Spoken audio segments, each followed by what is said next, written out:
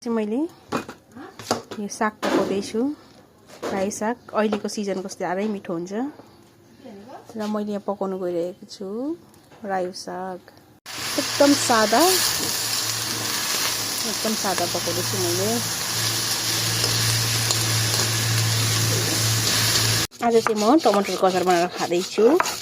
यो अचार मिठो लाग्छ, तर यहाँ अहिले यो अचारमा चाहिँ खासमा सुकेको खुर्सानी मिठो हुन्छ, तर आज नभएको कारणले गर्दा दोकान गइराख्नु पनि अल्छी लाग्छ। यो मसिनो खालको टमाटर साह्रै मिठो हुन्छ। यो चाहिँ अहिले मात्रै पाउँछ, यो सिजनमा मात्रै। चखिलो, धेरै मिठो। मलाई चाहिँ मिठो लाग्छ, तपाईँलाई कस्तो लाग्छ? तर सिलौटामा पिसेको अचार त झन् मिठै हुन्छ। हाम्रो घरमा चाहिँ हामी अचार सिलौटामै पिस्छौँ र तपाईँहरू पनि आफ्नो सिलौटामा पिसेर खानु होला। मिक्सरको भन्दा सिलौटाको मिठो हुन्छ, साह्रै मिठो लाग्छ मलाई चाहिँ। तपाईँलाई कस्तो लाग्छ?